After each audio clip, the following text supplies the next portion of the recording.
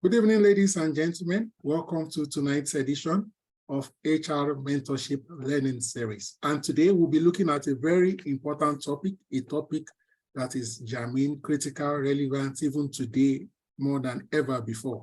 And the topic we'll be considering tonight is outsourcing, the benefits, constraints, and all you need to know. Today, we have a very special person, Mrs. Abiola Omotayo Benson, and she will be our facilitator for tonight. She's quite busy, super busy, but she has graciously availed us of her time just because of a few people who may not know her and those of us who know her, so that we can still pay more attention and get to know her better. I'll be reading her profile very swiftly. Biola is a graduate of banking and finance from the prestigious University of Lagos. She's a certified global practitioner of a certified global professional of human resources, GPHR, and she's an associate of the Chartered Institute of Personnel Management of Nigeria. She also holds a certificate of attendance in project management. She's a certified British Council promoting UK education and training agent. She has gone through the ranks to become the Chief Client Service Officer of the Workplace Center, a human resource consulting firm. She has well over 15 quality years of experience within indigenous and multinational environments. She has developed her hard skills as a human resource professional and her soft skills as an individual. Biola has a very engaging personality and can engage at all levels, including the C-level. She thrives on championing causes that enhance the achievement of organizational goals through her human resource skills, and this accounts for her growth to become the Chief Client Service Officer at the Workplace Center Limited. Biola is tenacious, has a positive attitude, excellent interpersonal communication skills, and an ability to flourish in a fast-paced setting. She is also passionate about continuous improvement, willing to learn, update her knowledge, open to challenges and correction, and above all, giving herself wholly to the achievement of organizational objectives. Ladies and gentlemen, this is the hour, this is the moment, this is the person. I hand over control to our facilitator, our resource for tonight, Mrs. Abiola Omotayo Benson. Thank you for your generosity. Thank you so much, Mr. Adeoshi. It's a pleasure for me to be here this evening, and I'm super excited to be sharing with us all, and I believe that it's going to be a learning session for both ways. I've always believed that learning is never a one-way street. I learn from you, you learn from me. So thanks for the opportunity. I am so grateful. Thanks for everyone who showed up and showed up on time. I don't take your presence here for granted. Thank you very much. And I'll delve right in, but just before I delve right in, I'll just like to just talk briefly about my experience beyond what Mr. Yemi said. And that's just to help you to see why I'm speaking to you on this particular topic of interest to us. So I started my career with a company called Nexus Alliance, and they provided manpower services to the oil and gas industry. And that was really my first foray into what you call outsourcing, which I didn't really know at the time because it was my first experience. I was just in that environment. I knew that, you know, we'll get expatriates, they will go and work in Shell, they'll go and work in Chevron, SITP, all those programs. And I didn't know that that was outsourcing in that sense at the time. Then from Nexus Alliance, I moved to Adecco, and Adecco is a global staffing company that deals a lot in outsourcing. Before it was eventually bought over by a Nigerian, and now it's now known as Tucson Consulting in Nigeria. And from there, I went to Profiliant, I went to GlobeMed, and then, you know, but my experience in this space, outsourcing space, has spanned, you know, I would say about 15 years, and I believe that that experience puts me in a position to be able to share some of the insights that I've gotten over the years with us all. And I'm hoping that as well, I will learn from each and every one of us. So once again, thank you, Mr. Diosho, for putting this together. I want to thank everyone on this call once again, and then I'll delve right in. So outsourcing, that's one word that, it falls on different emotions depending on who is talking about outsourcing. When an employee hears outsourcing, they go, ah. When the employer is talking about outsourcing, he's thinking, I'm cutting costs and all of that. So really, what is outsourcing? I'm sure it's something we've all heard before, but I will say that maybe I can just hear from someone in the house. Lola Day, I don't know what your experience with is outsourcing, but what's your understanding of outsourcing?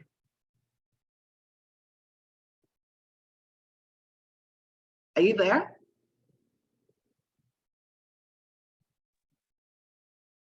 No? Okay, is anyone there? Okay, I don't want to call Lulu Ashe for me. Deji.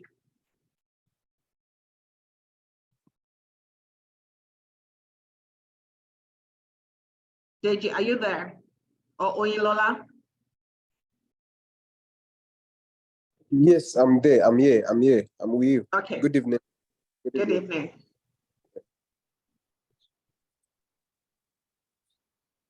So what's your understanding of the term outsourcing? What do you know about outsourcing? This is just to get the tempo. What's your understanding of the term outsourcing? Okay. According to me, I believe outsourcing refers to looking out to employers, the employees outside the organization you are in at the moment. Not directly employing someone on the job, but bringing someone from another organization to work for you, either to make your work faster or easier on the job.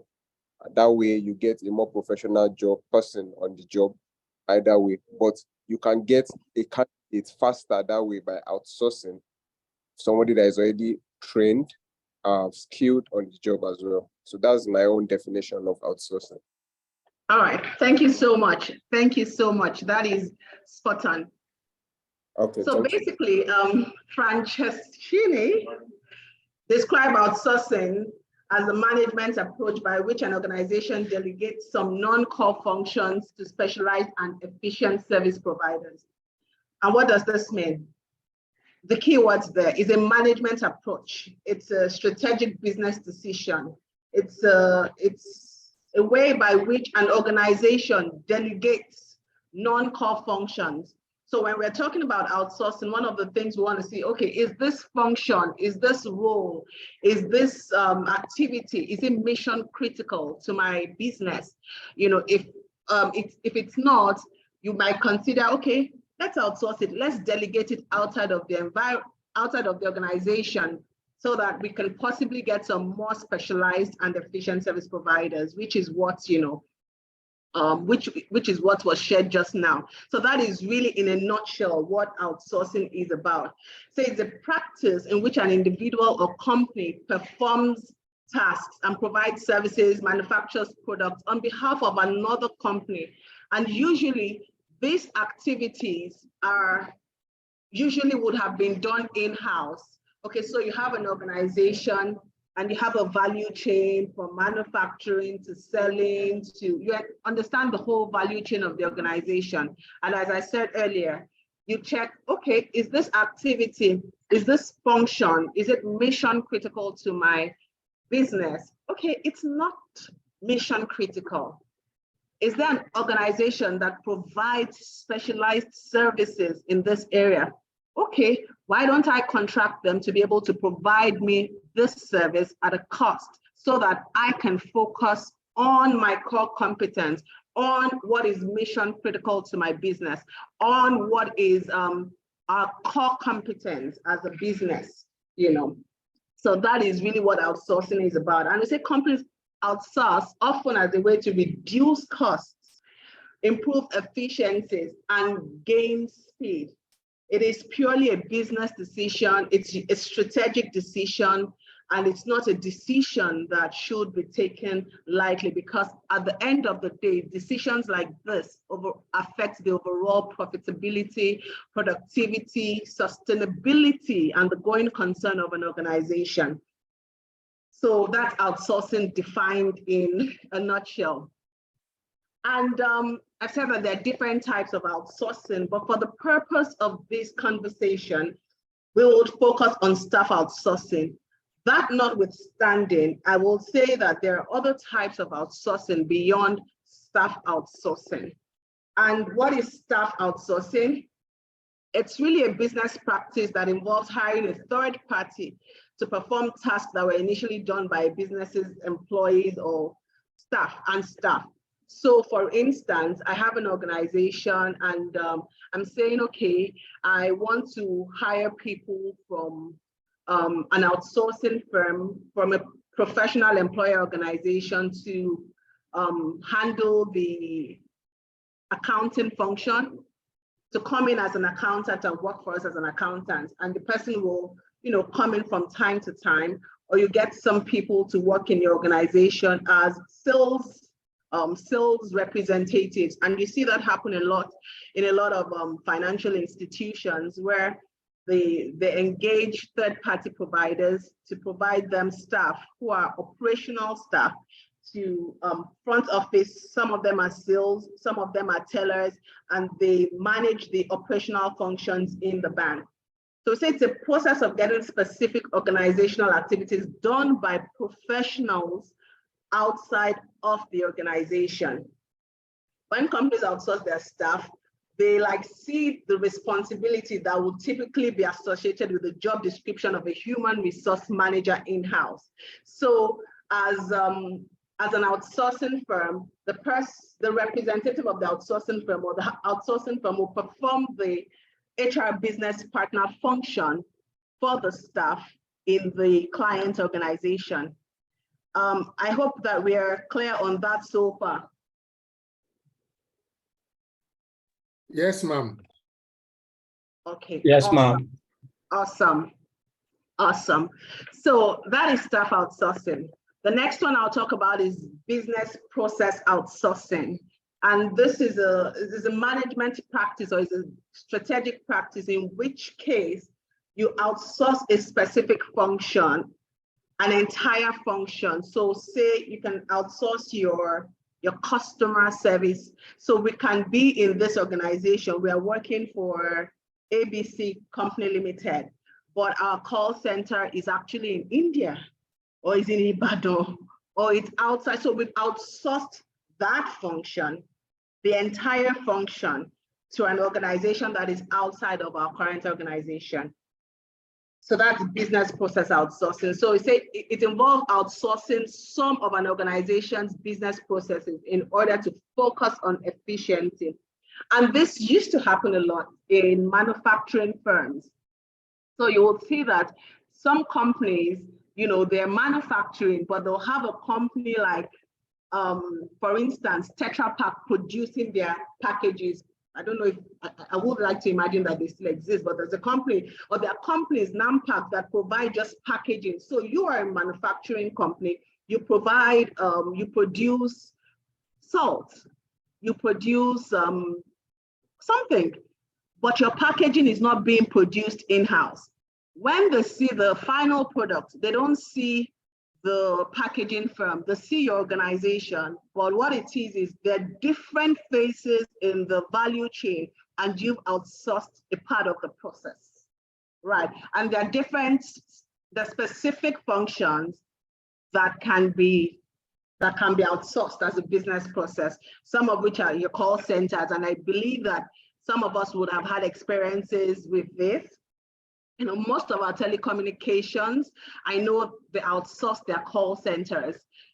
Most of our telecommunication companies here, they outsource their call centers. And even beyond our telecommunications companies, some companies, you will call them and the person responding to you is in India and all those places. Expatriate management. So the whole process of bringing in an expatriate and managing them, you might decide this is not exactly what you do. You're an engineering firm, but you will need expatriates to work on you. So the whole process of bringing them in, their STR visas, their welfare while they're here, those are things that some organizations do outsource. Some people outsource their payroll function. Oh, I'll just outsource this because we're lean on ground. We have a number of people. Okay, I'll outsource this function. And there are several other business processes that can as well be outsourced. Again, it's to look at your entire value chain and say, what is business? What is mission critical? What is our business? And then decide and say, okay, this can be done internally. This can be outsourced. That's in a nutshell what business process outsourcing is. Again, the focus of this particular presentation is the staff or employee outsourcing, which we'll talk a little more about, but I just wanted to touch on the various types of outsourcing that we have.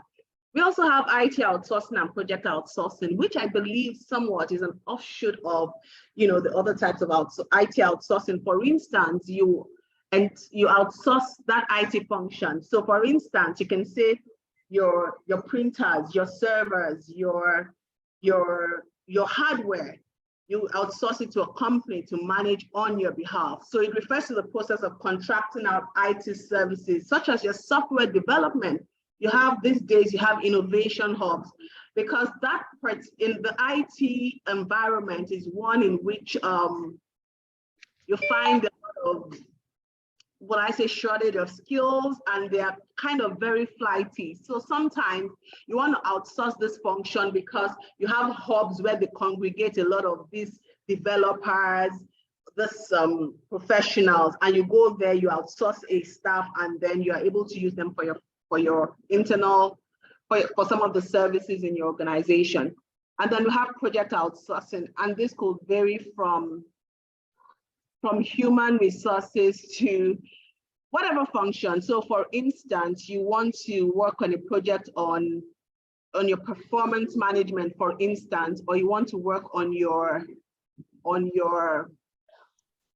want to develop a competency framework for the organization, and you look at your current human resources in the organization, and you see that you don't have the capacity, maybe not necessarily in terms of competence, and it could be in terms of competence, and it could also be in terms of the number of staff that you need to be able to deliver on the project within a certain period of time. So you can outsource staff, just to augment the current staff that you have to be able to deliver on whatever project it is that you're working on. And so those are the major types of outsourcing we have, and I hope we're still on the same page.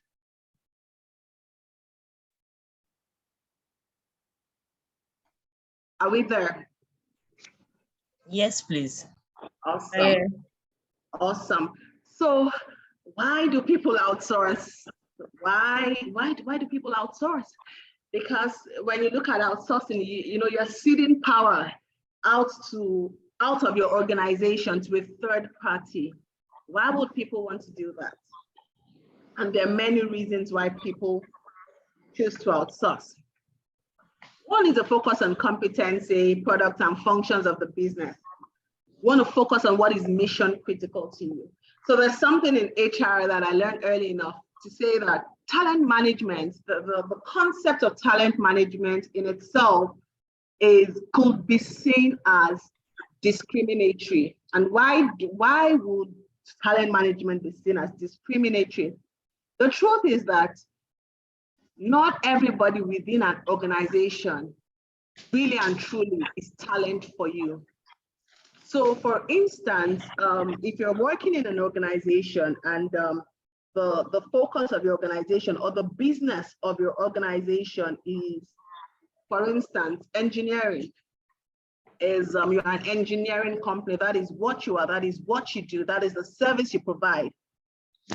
Something like sales, something like administration, something like human resources might not, as much as it is business essential, it's not necessarily talent for you, because if I lose an engineer today, it's going to take me more to replace that engineer than to replace an accountant or a call center agent. So we're saying that the whole idea of outsourcing is for organizations. So in this instance that I've just said, an engineering company, to focus on their core competency, to focus on their engineering business and other things that are not mission critical, like their accounting, like their server management, whatever it is that is not mission critical to them, they can outsource it. So that is one of the main reasons that organizations outsource. Another reason, and you find this a lot, is cost reduction. So organizations want to cut costs. But I think that the jury is still out to say that if you look at it, does outsourcing really cut costs? I think, well, at some point we can discuss that. But hey, organizations do, and potentially outsourcing should reduce your costs. And costs not in terms of naira and kobo alone, but even the value of your time doing non-mission critical things. So the outsourcing in itself is carried out to be able to reduce costs, overhead costs, because just having a person inside an office environment, inside an office space, it's a lot of overhead costs. But when you're having it from a third party, sometimes you're able to reduce costs. But the jury is still out, and I'd like to have our thoughts on this at some point, and we'll get to that. Supplemental HR assistant and HR expertise. Again, I said the focus of our conversation today is really on staff outsourcing. So HR assistant and HR expertise, you have work to do, you have projects to carry out, and you need additional staff to be able to support and deliver on your organizational objectives. So you get HR assistant and HR expertise, you get staff from a professional employer organization. So that's supplemental HR assistant and HR expertise. Improved efficiency, you're able to deliver effectively because you have a partner that is able to understand your needs, understand your requirements, and turn around within a shorter period of time than if you're going to start doing it from scratch. Remember, this is not your core competence, hiring people for organizations, but a professional employer organization would already have a pipeline of pre-screened candidates that they would easily draw from and turn around in a faster time than you would ordinarily do. And greater productivity, which also ties to, efficiency. You're able to turn around faster. You're able to support, your clients with additional resources as the need arises. So those are some of the reasons. Risk mitigation, which is very important, because dealing with people, it might seem that, yeah, Nigeria will get away with a lot of things and all of that. Well, it's not necessarily the case. And you will see that in outsourcing, sometimes, you're able to mitigate risks that pertain to employee relations because you are dealing with people who are experts in the field. And we'll talk a little more about that as well. Whatever the reason, a decision to outsource must be made with the long-term future of the organization in mind. It's not a decision that one should make haphazardly. It's more like, you're getting a bedfellow and you're getting into a marriage, you're getting into a partnership, you're collaborating with someone. It's important that it's a decision that is not taken lightly, because such decisions have longer-term repercussions if they are not done carefully. Outsourcing simply to avoid or to solve a short-term problem could result in serious consequences. And we see this happen a lot of times where maybe perhaps there is some agitation in the organization and the organization is not facing it squarely in the face, or you want to let go of some people, you don't want to do it. So you think that the easy way is just to find, so you play the good cop, and then they outsource. Oh, it's not also, it's the outsourcing company. I mean, it's important that the right motives, the right decisions, we outsource for the right reasons. because they have long-term consequences, even on the reputation of the organization. All right. I will take questions at the end of the class. So I'm not taking questions now because I'm mindful of my time and I really have to run, but I'll take questions at the end of the class. So if you do have any question, please do well to note it down at the end of the class. We'll be able to address your question. And I hope we're still together. Yes, ma'am. Awesome. Outsourcing, what are the things to consider? What's the vision of the future? Where are we in the next 5 years? Where are we in the next 10 years? What are our projections? We want to expand into 3 states by the end of 3 years. We want to expand into the neighboring country. What's your vision of the future? What are your current and future competencies? What are the competencies? You should have a skills matrix in-house. You should know the skills that you need in the nearest future. Yes, things change rapidly. Today we have AI, we have machine learning, we have Internet of Things, we have a lot of things, technology changing, the way things are done. But you need to be able to, per time, assess your current competencies and the competencies you need to be able to get to the desired future that you want. Current and future structure of the organization, current and future costs, current and future performance of the organization, and even the people, then your current and future competitive advantage. This is more like you look at yourself as an organization, look at your business plans, look at your SWOTs. What are your strengths as an organization? What are your weaknesses? What are your, what makes you unique? What are the threats that you're faced with? You need to analyze your organization, every strata, every phase, and see, okay, if we're going to achieve this, if this is our short term, if this is our medium term, if this is our long-term plan, maybe we might consider, outsourcing in the initial stages, or particularly in this growth phase, because that's life cycle of an organization. So in this stage, we might need to consider outsourcing to be able to get expertise, because constantly organizations need to make decisions on whether to make or buy talent. So you might decide in this phase of the organization, we would buy from outside and ensure that there's an effective knowledge transfer mechanism in place to be able to transfer skills in-house. So again, what to consider in outsourcing is really, where are we today? Where do we want to be in the short, medium, and long-term future? And then pick on identify the things that you need to be able to get there. Again, these are not decisions that you make lightly.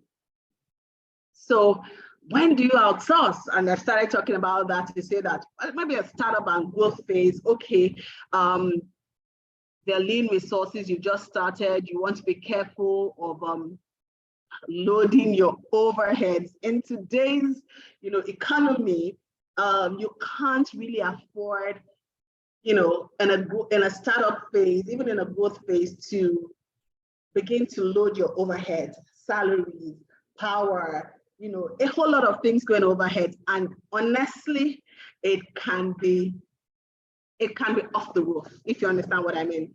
So you might consider, okay, at this stage, it might be better to get do a build, upgrade, and transfer kind of thing. So we get some professionals from outside, and we'll just have a plan of maybe work with them for 2 years, and at the end of 1 year, 6 months, we hire someone in-house to be able to take on this function, and then the outsourcing firm will be able to transfer knowledge to this person, and this person will work with them for the next 6 months and before the outsourcing company exits. So really, if you look at where you are, going back to the previous slide, where are we, where do we want to be, and what do we need to get to? What do we need to do to get to where we want to be? Then you will know at what point you would need to outsource. Another reason could be the nature of work. And I'll give two examples here. Cargill was an organization. I don't know that they're still doing much, but it's a cocoa plantation organization. And by the nature of their work, it's seasonal. And so when they have to do the harvesting or whatever it is that they do, they need additional resources. They need additional temporary resources to support their current workforce. So, you know, they would rely on, because you don't want to keep somebody on your payroll for 1 year, and in the 1 year, the effective time they will be working will be planting and harvesting season, which will be like maybe 6 months.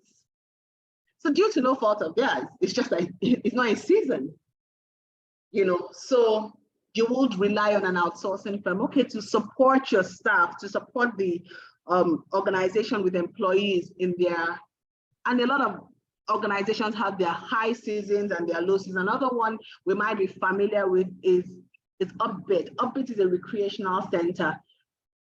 It can even be a hotel. So hotels have their high seasons, holiday seasons, just like Upbit. Upbit is a recreational center. So you would imagine that maybe during holidays, where everybody, it's summer now, they would be experiencing a high inflow of children coming to jump. I want to go and jump. I want to go and have fun, because it's summer, the children are at home. So think of something recreational to do. Okay, let's go to Upbit. So in seasons like this, there is a surge of operations. So you would rely on, okay, I need a professional employer organization to be able to provide me temporary staff, so that at the end of the high season, I don't need to retain them on my payroll. So the nature of work will also determine. So if it's a seasonal thing, okay, so I would outsource staff at this time of the year, you know, so that kind of thing. When the current workload exceeds resources, so you've just landed a big contract, and they're supposed to deliver, and the current resources you have in-house are not able to deliver on it in terms of the number of staff that you currently have. You know, it could just be a project, it could be anything, you know, expansion, you know, growth phase of the organization, you need additional resources. Those are times when you can consider outsourcing. Lack of specific expertise. So again, which you have, you just landed the contract in this instance as well. And you know how it is, sometimes we put in for a bid and we don't necessarily have the specific expertise that we need in-house. So we outsource consultants, we have outsourced employees to work with us for a duration of time, particularly in project-based environments. We see this happen from time to time. So these are different times when organizations can actually outsource, right? So I'll go on to selecting the right service provider. And I've said here that having the right outsourcing partner is essential to business. Lots of outsourcing organizations make the decision on outsourcing partner based on costs, sometimes to the detriment of quality. While cost is a consideration, we believe that it shouldn't be the only consideration in choosing an outsourcing provider. There are many things that should be considered, and I will talk a little more about that. You know, I will talk a little more about that. But again, as I said, you're going into a partnership, you're going into some sort of a marriage, and today, by the law, if there is a breach on the side of the outsourcing partner, even the principal client is not exempted from facing the wrath of the law. So it's important that you select the right outsourcing or service provider to be able to partner with you, to be able to work with you, to be able to achieve your organizational objectives. And in choosing that, we'll always talk about values alignment. Values alignment is so critical, because you will find some organizations that is success at all costs. Are we for success? Yes. But at all costs? I don't think so. There must be a convergence of values between an organization and the client. So you would find organizations, and we see this, from time to time. They don't want to pay pensions.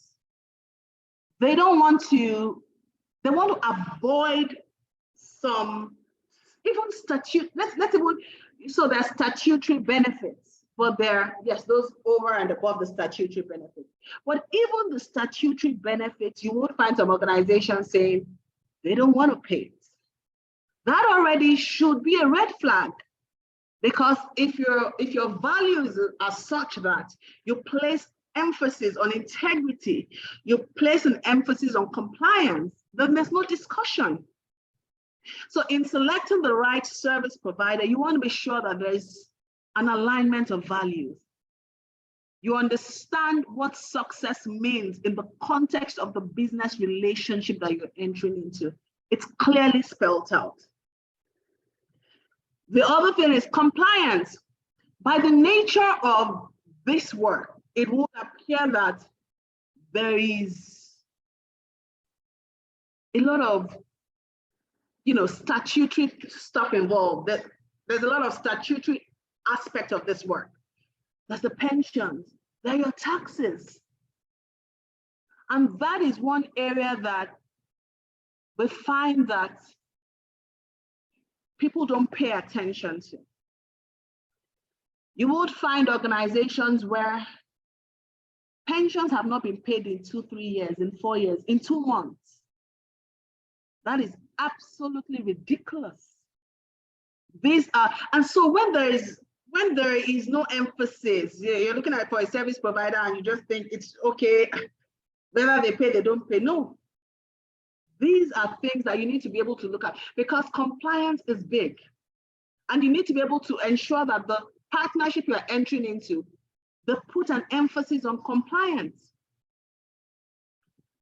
Another thing is financial stability. By the nature of this business, it will appear that lots of monies go in and out. And if a company by itself is not financially stable, you find out that monies are diverted, especially when you've not taken time to understand the values of the organization. So you find monies being diverted to be able to meet other business exigencies. So you find that monies are being used for mismanagement generally. So you want to be sure that by the organization by itself can stand, and your monies are not being diverted. They're able to comply with statutory regulations as and when due. And look at the corporate culture of the organization. Is this the kind of person I would love to be associated with? What are the values of this organization? What do they stand for? These are things that, is a credibility.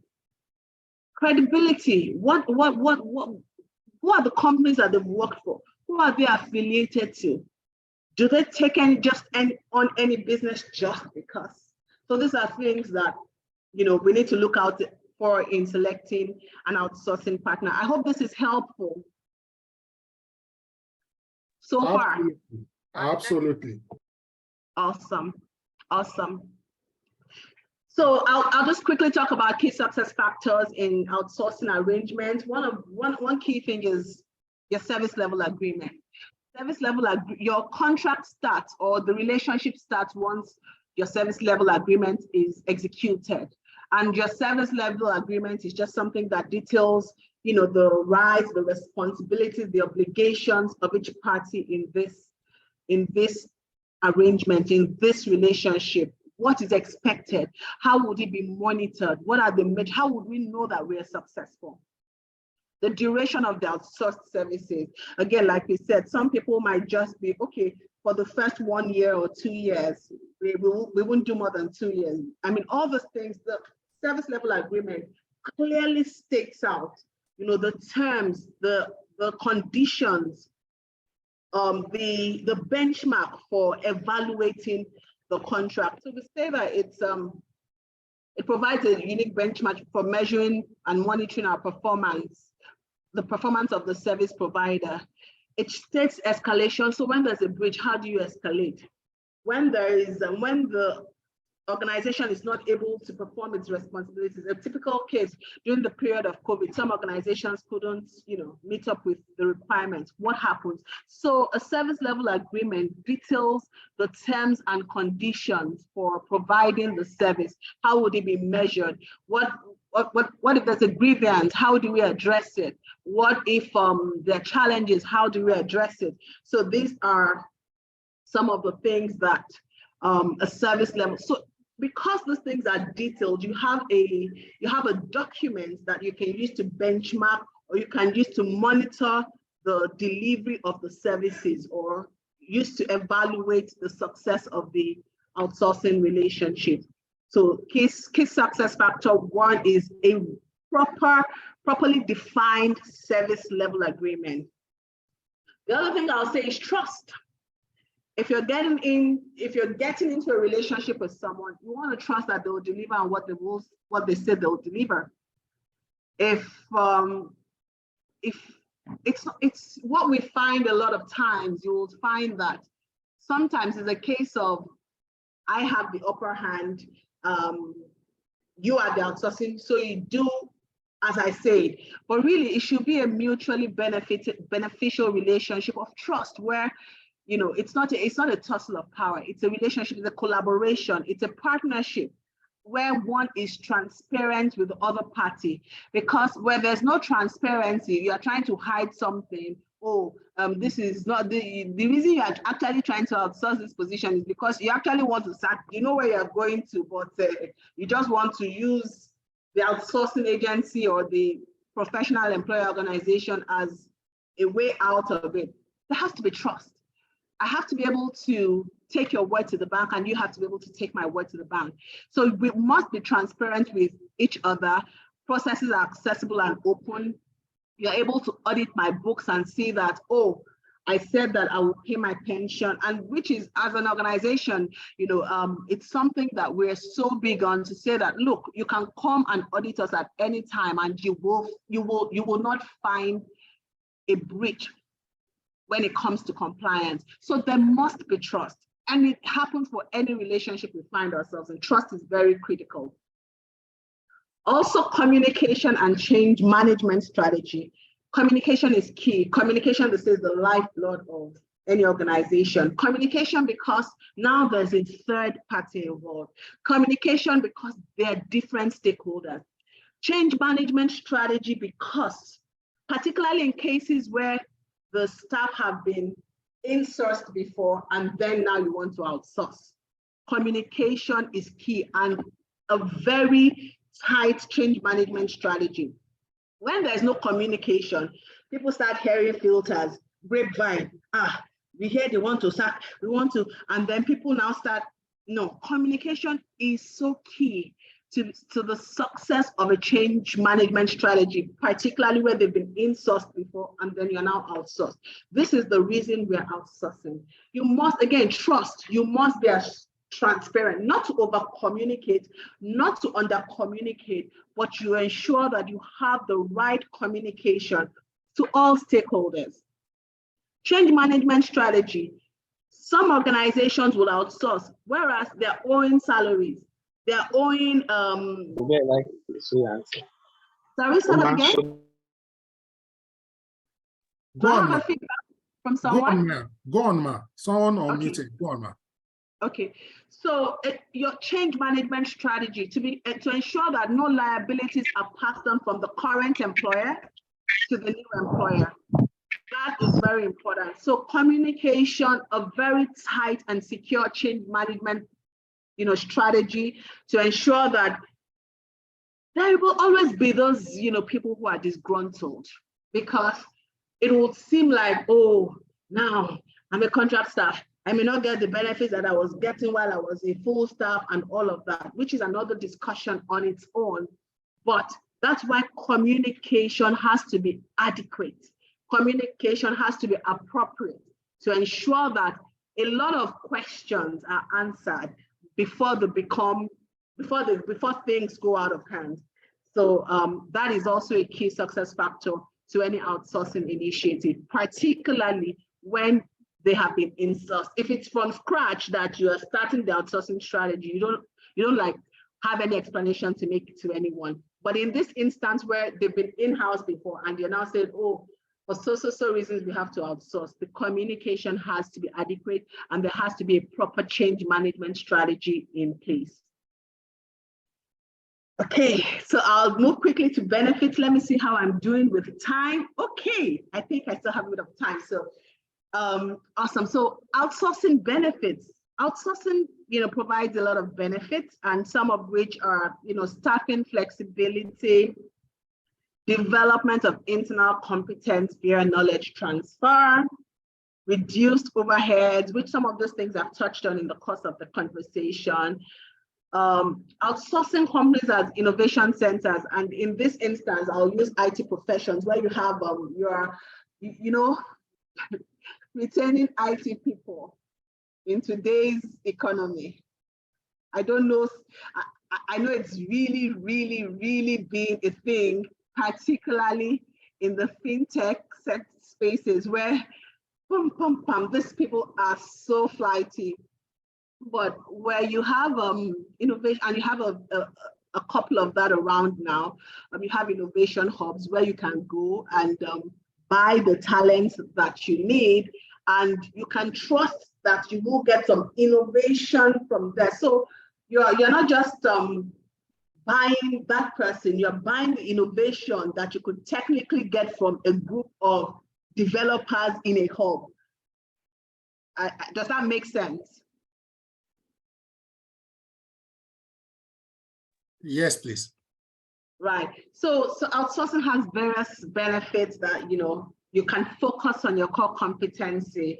You can get, how they say, two heads are better than one. So sometimes as an organization, you know what you know. But when you have somebody come from the outside, you bring different perspectives. You bring fresh blood, fresh thinking, and to augment what you have inside. So outsourcing has a lot of benefits that, if done properly, you're able to benefit from. So those are some of the benefits that you get from injecting blood from outside, injecting employees from outside to augment what you currently have in-house. So those are some of the potential benefits. There are, just like every there are always pros and cons. There are always challenges that come, advantages and disadvantages. So outsourcing also has its own challenges. It has its own constraints, which I'm sure that, some of us may have experienced. One of it is wrong objectives. You must outsource for the right reasons. Trust is important. You don't outsource to avoid your necessary obligations. You don't outsource because you want to be the good cop. Your objectives have to be clear and they have to be germane. You have to come to those objectives. They're business decisions, they're business objectives, and it must serve your long-term objectives. So once the foundation, the reason why you're outsourcing is wrong in the first place, it's already a faulty foundation. The good book says that if the foundation be faulty, what shall we HR people do? But the objectives have to be right from the word go. So wrong objectives is a wrong foundation. The house won't stand. So it's important that, and we find this happen from time to time. That's not the best. Securing intellectual capacity. When you bring a third party into a relationship, you're exposed in a certain manner. You're exposed. And that's why before you even take that decision to outsource, it's a business decision. It's a strategic decision. You need to ask yourself, is this function, is this role, is it mission critical to my business? How much of intellectual capacity would I need to expose to a third party? Have you ever wondered I have wondered, how come Coca-Cola, nobody knows their recipe till tomorrow? How come? I doubt it, and I dare say that not all of their business functions and processes are housed in-house. At least they don't bottle. You have, okay, let's say Coca-Cola Nigeria. You have Nigerian Bottling Company, for instance.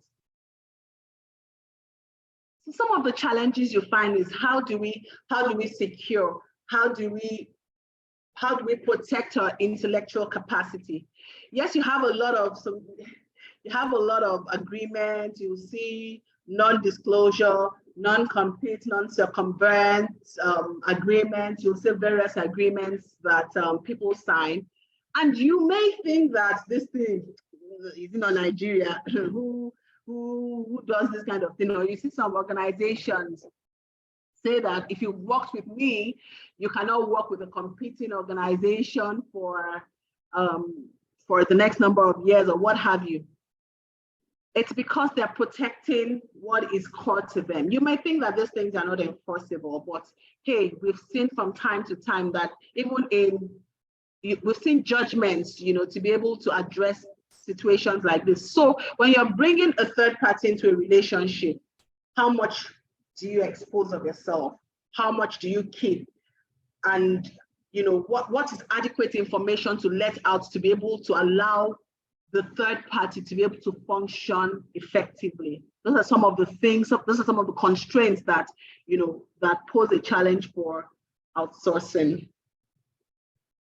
Lack of collaboration and partnership. And I said earlier that outsourcing relationship is not a power tussle.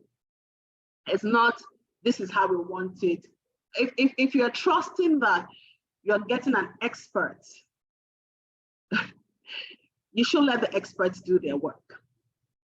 You will find situations where you'll say, this is what I want.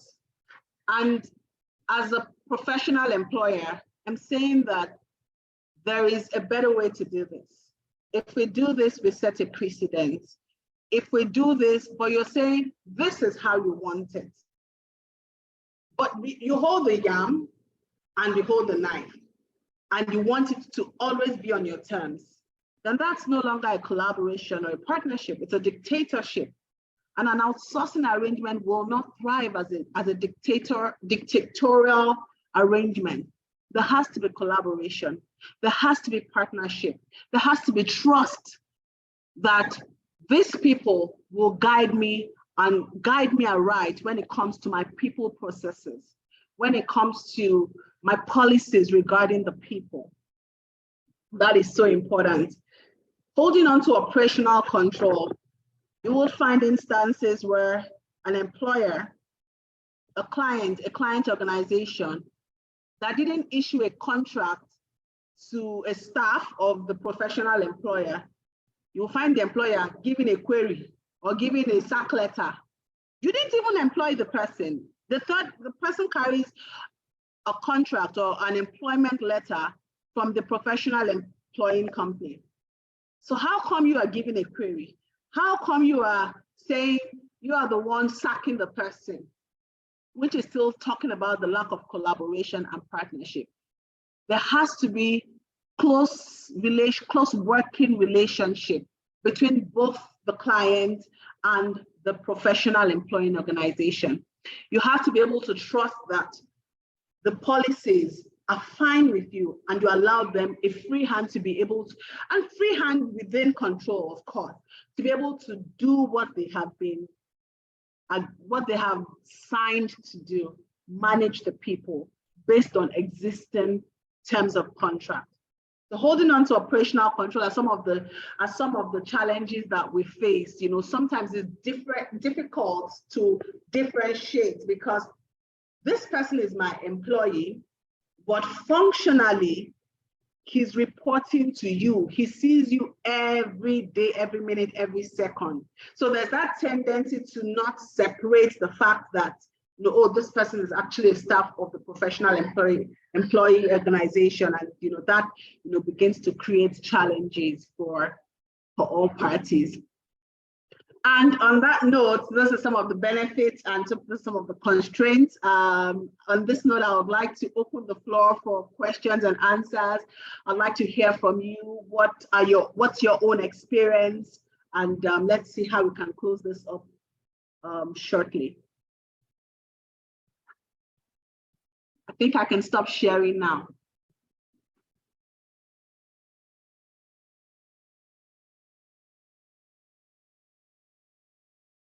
Hello.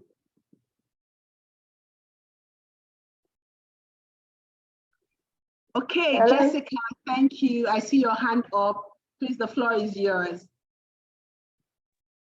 Okay, good evening, madam, and thank you so much for this section. It's been really, really educating and enlightening. Please, I want to ask a few questions that have been on my mind because my company also does outsourcing. So I want to ask, is there, I'm asking my superior now that what is the T&C for the terms of the outsource with the that we have with the outsourcing company, but she's telling me she herself hasn't seen the T&C. So it means it's the T&C, the terms and conditions.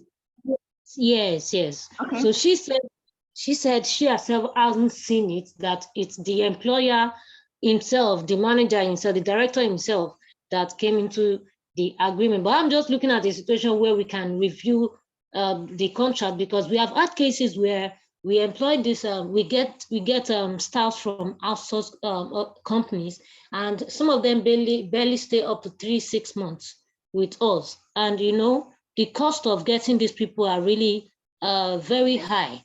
So it's been a thing of concern to me. So I was just thinking if it's something, is there a kind of clause that says they must stay to a particular level or point before the outsourced company can be paid for their services, or something that's, I don't know how. I don't know if you get my question, please. Okay, so if I hear you correctly, I would say that I think it's you can't hold an employee beyond beyond their desire to stay in an organization. That's the first thing I'll say. The second thing I'll say is that people leave organizations for various reasons. Particularly today, where we talk a lot about the jackpot syndrome. You are employing somebody today. The reason he's taking that job is because he gets a higher salary and is able to put some more money together before he travels. And then 2 months or 3 months or 6 months down the line, he'll tell you that, oh, something just came up, just came up. You're seeing this person every day, and we live in such an environment where people are paranoid. So they're doing this thing codedly, but they will not tell you until, for fear of village people, you know what I mean? So people leave, but you can't really stop that. So you need to really see, why are people leaving? Is it necessarily because of the culture? If it's because of the culture, then you'll still keep having this kind of issue. But hey, within your service level agreement, one of the things that will be expressly stated is, in the event that a person leaves, this person should be replaced within 48 hours, 72 hours. These are clear things that would have been specified in an outsourcing agreement, in a service level agreement. And when it comes to permanent placement, one of the clauses that a lot of professional employer organizations say is that if this person leaves within 3 months for reasons of performance, we are obligated to provide you another employee, another staff at no cost to you. So those are certain clauses. I don't know if that answers your question, but if I understand your question, these are some of the things that I think you should see a service level agreement. Yes. So thank you very much. Mr. Adeosun, just a quick one. If you're able to help me take the questions on the chat group, and so that you can just compile them for me, that will be very helpful. Not a problem. Not a problem. All right. All right, thank you so much. Tolani, please, can I hear from you? Okay, hi, good evening. Can you hear me? Good evening, Tolani. Good to have you. Thank you. Thank you so much for the lecture. So my question is, in cases where you're outsourcing, it's outsourcing similar to freelancing, because at the end of the day, you're still spending a lot more than you do on a normal recruitment service. So let me try and place an example. For instance, a company is outsourcing their recruitment service and you're employing people outside the firm. First of all, you're signing a contract with a third party, meaning they will definitely charge you for their services, right? Then, in cases whereby the person leaves, like the person that asked the first question, when the person leaves and all of that, it causes extra pay. So it's outsourcing freelancing. And why is it more expensive than when the company does the work themselves? Thank you. So I didn't hear you clearly, so I would just like to say what I think I heard. Did you say that is outsourcing relaxing? Freelancing. So my question is comparing outsourcing and freelancing. Oh, no. Outsourcing is not freelancing. Outsourcing is different from freelancing. Freelancing is, I will give you my services at no cost. I'm volunteering I'm freelancing with you. I'm interning with you. No, outsourcing, I'm providing you, and it's a service I'm providing to you. It's a service I'm providing to you. So it's a service. So I will charge you for my professional expertise. There's a lot of work that goes into providing you, Yes, please. Yeah, just to provide context. So when you talk about freelancing, in this case, it means I come as an individual to render service, but you pay me. In this context, the freelancer is a service provider, but is a person, an individual, not necessarily a corporate. So I may be freelancing with 5 different organizations. Yeah. So I may not charge you maybe per hour or per product or service delivered. That's what she's trying to say, if I understand Tolani very well. Okay, yes. So Tolani, did he capture what you're saying? So it's more like, like a contract for service where I can provide you my service at a cost. I can also be doing the same for another organization. Yes, is that exactly. your question? So is it the same thing? Yes, that's my question. So is that outsourcing? Is that what you're asking now? So that's freelancing. Yes, is that so is it the same thing as outsourcing? Or it's just another word that you just came up with and say this is freelancing, this is outsourcing? No, so in a sense it is outsourcing. So you have an employer organization, a professional employer organization, and there are several employer organizations. They have the expertise in-house. They have their own. So for instance, for the purpose of this discussion, if I'm understanding you very well, so I have 5 different companies that are clients to me as a professional employer organization. And the 5 are all like in startup stage. So I have different people on my own team as a professional employer organization. And I say, hey, Sheifumi, go to that company and work for them, help them with their HR processes. You don't have to go there every day. You're also going to go to company B. You're going to go there on Tuesdays, Wednesdays, Thursdays, Okay, so they've outsourced their process to us. Go to that other company. So yes, it's a form of outsourcing. Okay. So my second question is that freelancing, you mentioned earlier that outsourcing, it helps to reduce costs. Yes. Does it really reduce costs? It's just the time cost that it reduces? So the jury is out on that. Does it reduce cost? Not in all cases, from what I have seen. But even the time, the value of time, can you really place? So for instance, in recruitment, you've placed an advert and you've placed an advert for an account manager. And you would, for 10 years experience, and you've placed this advert on just LinkedIn, and just from that LinkedIn is filtered to several job boards.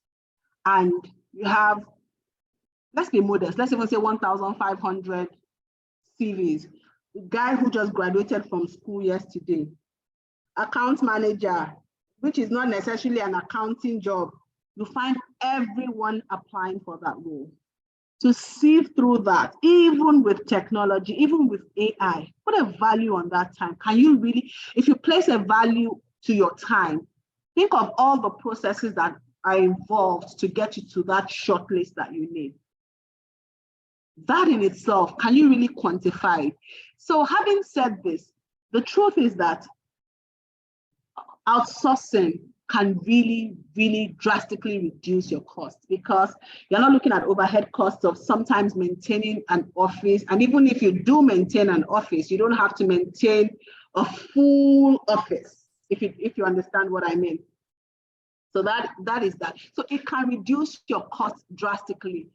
On this side of town, you will find out that with outsourcing, the people that are being outsourced possibly they don't really, so outsourcing, if it is done the way outsourcing should be done, typically they should get, particularly in some certain roles, because they're not getting some certain benefits, their compensation should be somewhat higher, but maybe not in this side of town where our outsourcing is not, at a certain level. Right? So I would say that it can potentially reduce your costs, but it's not in all cases. And it really depends on the kind of roles that are being outsourced. But yes, it can potentially, what I always say is don't always look at costs, because sometimes you look at cost and you realize that you've compromised on quality. The tendency is that if one professional employer is giving you 10% and another is giving you 5%. Have you asked yourself that 5%, what is going to be missing in the level of service that I'm going to get? So at the end of the day, costs can be greatly reduced, but it's not in several cases, it can be reduced, but it shouldn't be the only consideration. Tolani, I hope that helps. Yeah, that helps. Thank you so much. Okay, so we have a couple of questions, and I also have like 2 or 3 questions people have sent to me. Okay. Directly. So let's quickly take the first one here. So this question is, how do we manage career progressions and promotions for outsourced employees? Okay, so this question, I think, would have been addressed within the service level agreement to see, in coming up with an agreement, is to see that, okay, with this is the career progression for this role. So if you have for instance, like a demi chef, a sous chef, we have all this. Let me show you which are the other chefs that we have. We have all this, there's already a progression for them to say that after a certain number of years, having done certain things, they can proceed after, of course, there'll be criteria for them to move to the next step. But all of this would have been defined with each, because your service level agreement will state the type of stuff that you're outsourcing. It should be that explicit, and what their career progression could possibly, it should every guide that you need for your, you would manage them like they have their own handbook, they have their own career progression. So if you are working for a hotel, you have the career progression that you have for your staff. You have the career progression for them, and you would have agreed it with the client. So if the client comes and says, oh, this person, we want to put them on this particular level. We say that no, based on what we have, and I think we had a recent case like that, my colleague is on this call, to say that no, based on what we've agreed, this person cannot potentially be on this level. So this is our recommendation. We will put it back to you. Some clients will say, this is what I want. And that's why we talk about this relationship being a partnership, being a collaborative one. So all of these things should have been spelled out in your service level agreement. I hope that helps. Thank you so much. I think Oluwase Ifumi wants to say something or contribute. I've seen his hands. Okay, Shay, please go ahead. Thank you. Okay, good evening, everyone. Thank you, Mrs. Bob, for this session. I have about 7 questions earlier, but 3 has been dealt with in the course of the presentation, and I have 4 left. I will quickly run through them. The first one is, can I outsource even if I run a small scale business? Can you recommend outsourcing for a small scale business? That's the first one. Number 2 is that. Can I answer them one by one? Okay, ma'am, go ahead, please. Better. Ultimately, that will be your decision. But yes, small scale businesses can outsource, and I think that they will enjoy more benefits from expertise to reduced overheads. I think small businesses particularly would benefit from staff outsourcing. Yes. Thank you, ma'am. Number 2 would be that, won't I lose control of my business if I outsource to a third party? Okay, so that is one of the potential challenges or constraints that people experience. People want to hold on to power, and that's why there has to be that element of trust. It will seem that, and like, yes, you are letting go or delegating some operational control to a third party, and that's why some things need to be agreed in the service level, because you are delegating, some authority to be able to the professional employing organization to be able to stand on your behalf, to be able to take decisions on your behalf. So you are delegating some of your authority. So you are letting go of some control. That's the truth. The third one would be that, why do outsourcing fail? Because over time, we've had cases where an organization outsourced with company A because of bad attitude and so many constraints. I decided to, okay, I want to move away from company A. I want to move my staff from company A to company probably B. And at the end of the day, instead of getting value, it's getting worse. So, and that would bring me to the question of, why do outsourcing fail? Okay, so I would say that outsourcing does not always fail. But outsourcing could fail for many reasons: lack of clear objectives, lack of, I think communication is so important. Communication and stakeholder engagement. As a third party, as an outsourcing provider, you need to be able to identify things, nip it in the bud, communicate with the client organization. Oh, something is brewing. I think that this is going on. What are the things that we need to do too? So communication is key. Compliance is also key. Compliance is really, really, really big. And we've seen situations where people really get agitated because of, oh, I've not seen my pension. My pension has not been paid for this. Another reason why it would seem that some outsourcing arrangements fail, if that's the word that you use, is welfare. And that's why it's important to have the right outsourcing partner. Especially when you are dealing with low-end people, it's amazing the things that make a difference to these people, that make them agitated and, can, just come up with a class act. Just even a simple birthday text means so much to them. A visit here, oh, Christmas, we do this. Because already, if you understand the psychology of outsourced people, they feel like we are the ones working. They are the ones making the money. We are second-class citizens and all of that.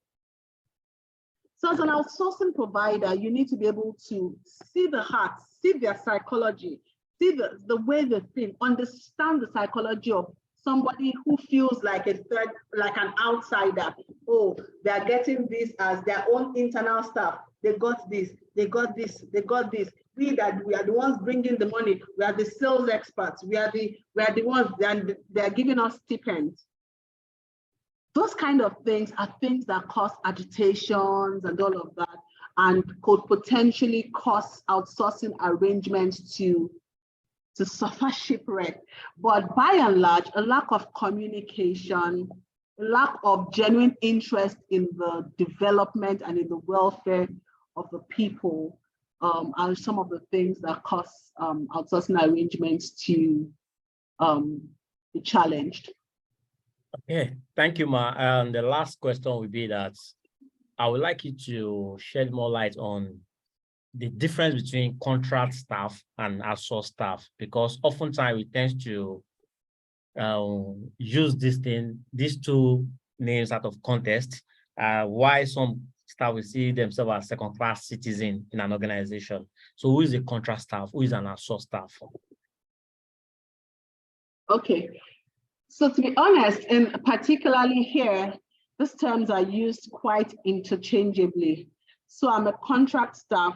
That means that I'm contracted to do a specific job.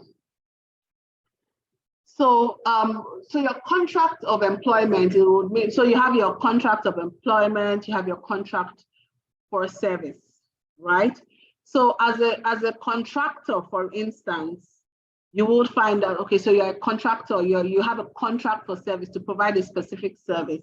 But in this case, in staff employment, in staff outsourcing that we've talked about, more of what we are talking of is, as an outsourced staff, you carry an employment contract of the outsourcing firm. So the workplace center gives you a contract. So you are a staff of the workplace center to provide a certain job, for this person. So as a staff, as a full employee of the workplace center, I have to provide for your insurances.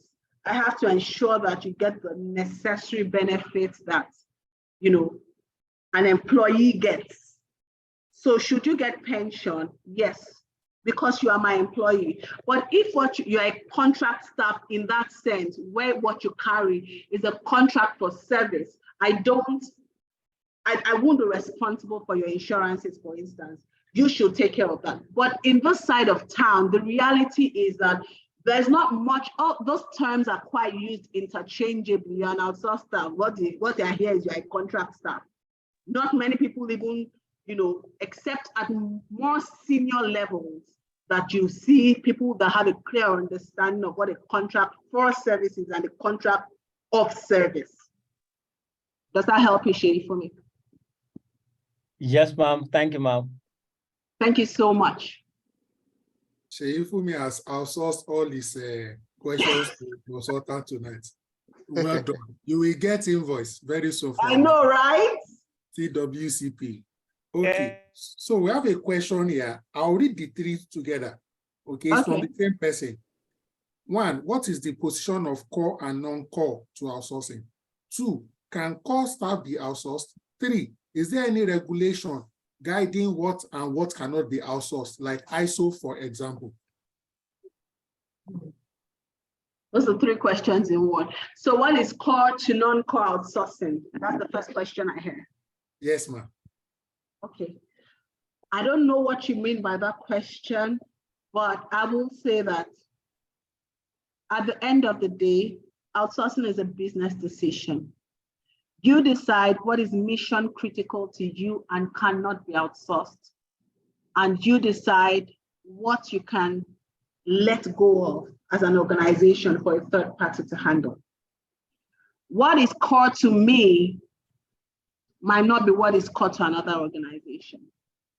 So as a professional employer organization, a recruiter to me is core.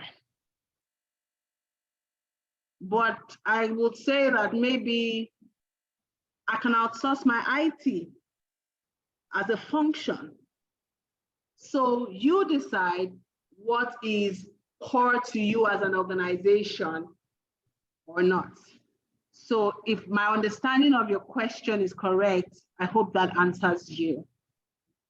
The second question was, can you help me? Can a core role be outsourced? A core function, can it be outsourced? Again, you will rarely find that something that is core to you, that is at the heart of your business, that will most likely have a lot of intellectual property assigned to it. Why would you want to outsource that function?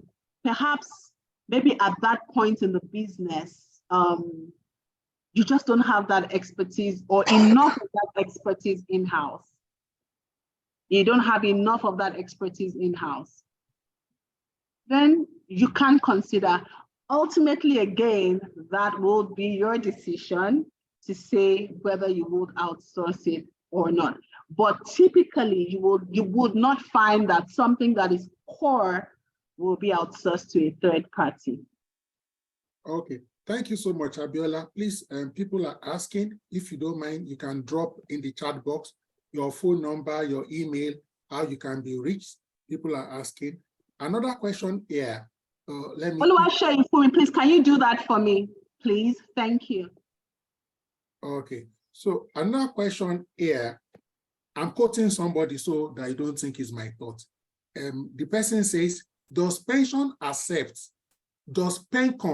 accept the pension remittances made for outsourced or support staff?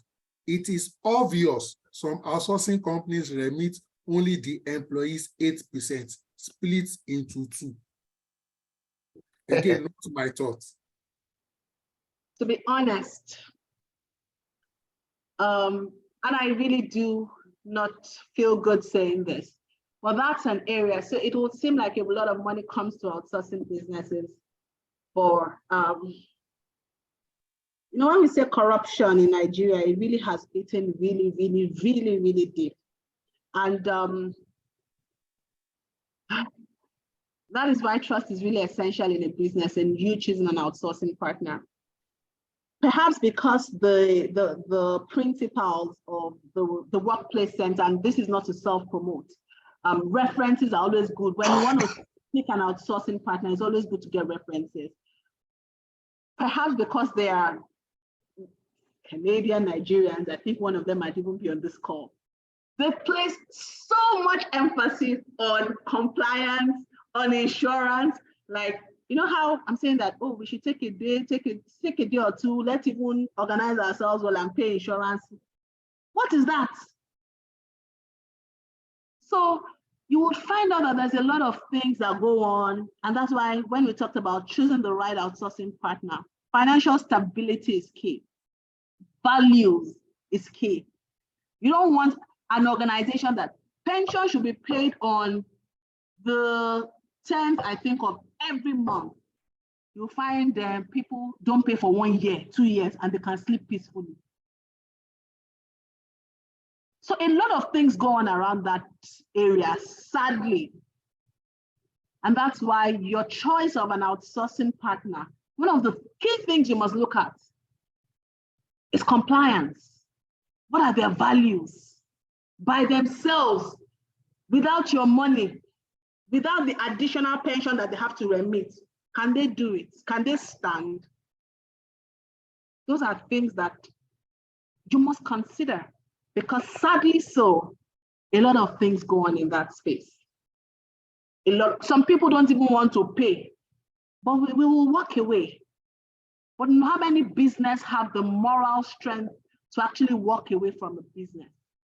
And okay, without talking about my organization, but when push comes to shove, we walk away because there has to be an alignment of values. So that's what I would say. And I really hope that, you have to make sure that you do do your due diligence in your selection of an outsourcing partner. That's why cheap is not necessarily better. So somebody is offering you 5%, another is offering you 10%, and you've not asked yourself, what's missing? Where is this person cutting the costs? Think about it.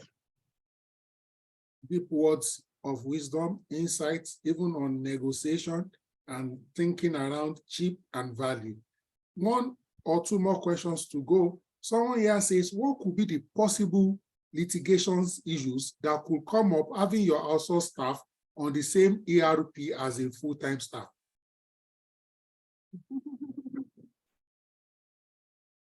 So, first of all, there's always that they're not your staff. Ordinarily, everything that pertains to them, their leave, their salaries, their, should be done by the professional employed organization. There should be, and that's why we talk about, people want to hold on to that control. But there must be that trust in the provider that you've chosen to be able to deliver on the level of service that you want. Why do you want to keep them on your ERP if you've gotten a partner why would you want to? What's the point of it? Is that element of wanting to hold on to that control? Is that element of wanting to hold on to that control?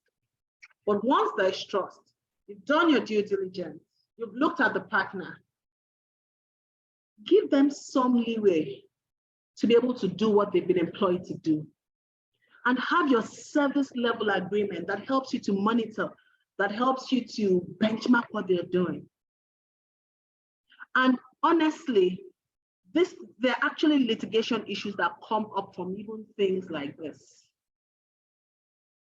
We may not hear a lot of it, but I can assure you they do happen.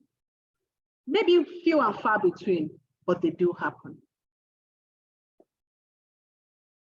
I hope that helps. Thank you so much. Final question, and that can lead you into your closing remarks and comments. Why would you think some employees almost perceive being outsourced as an indirect casualization?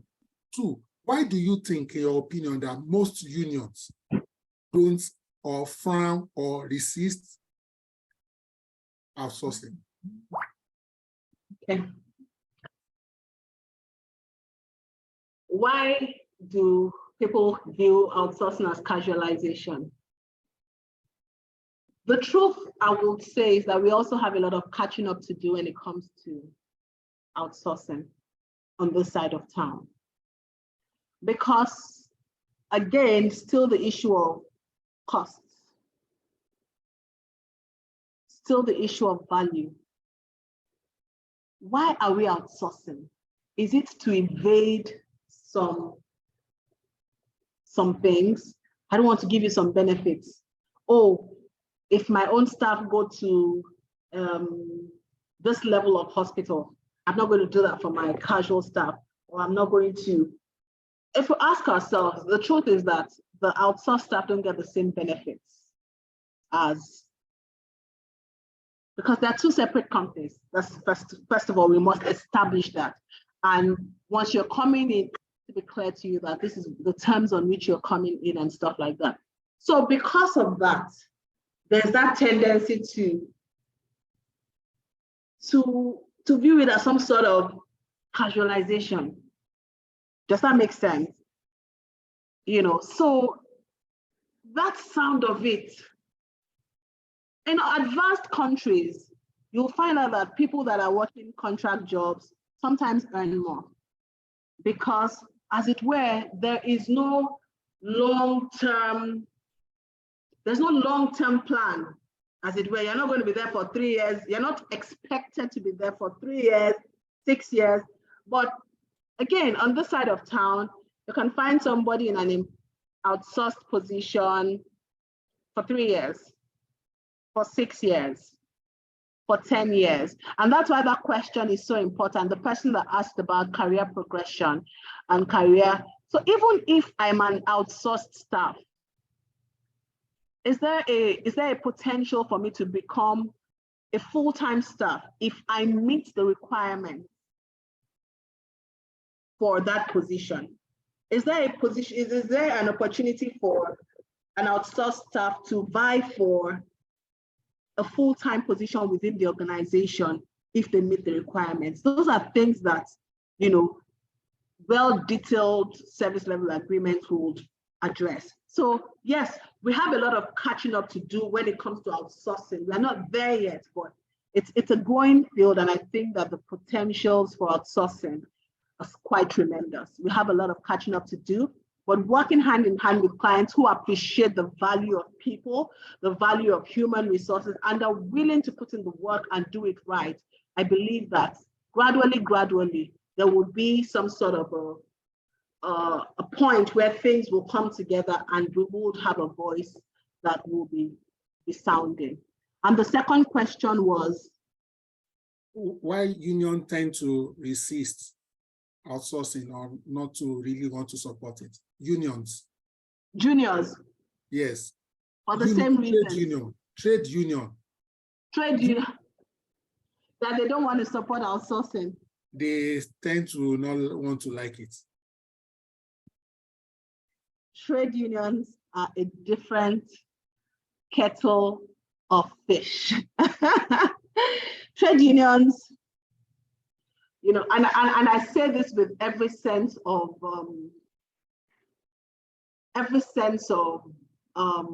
caution and respect. I think with our trade unions, still we have a long way to go. Do we have trade unions that really are after the interests of people? I'm yet to see that. I'm sorry. Maybe some of you here have had good experiences, but in my own experience, I find that most trade unions are really looking out for themselves. That's in my own experience. And I'm happy to have one or two persons here just challenge me on that. And we've had to deal with one or two or three trade unions. And I dare say, and that's why even when they said, oh, the first time that, you know, everybody was like, NLC is going on strike, I said until that strike starts, because we all know what happens. The night before they will say, and they will call it off. You don't know what has exchanged, you know, behind the scenes. Even now, I don't even know whether we are trade union, but when they said trade union, I was speaking to my boss, and I think she's on this call. I said, what do we do? I said, they will call it off now. The night they will tell you that they've had a meeting now. So even now, I don't even know if there's anything. So I'm saying this to say that trade unions are a necessary, I don't want to call them, they're a necessary part that we need to deal with. If you understand the psychology of trade unions, I don't really think that they are really working for anybody, but for themselves.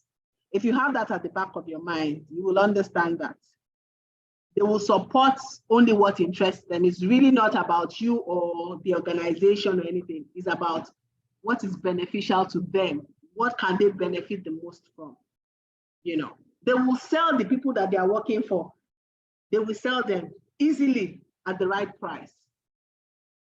I don't know how it works, but I think we still have a long way to go, a really long way. But I'm sure that we will get there. I'm sure that we will get there. I'm not seeing anyone put me to test on this one, that trade unions, they're really out for the people. Thank you so much, Mrs. Yola Omotayo Benson. This has been informative, this has been educative, and this has been very, very frank and candid. Few people could have done justice to this topic at this level like you have done. So simple, yet so profound. Many insights have been shared so graciously and generously. Many thanks to you. People are still waiting for your contact and your organization's details, how they can reach out to your organization for your services. Please generously share. Once, thank you again. We are all unmuted. Ladies and gentlemen, please let's unmute and say thank you.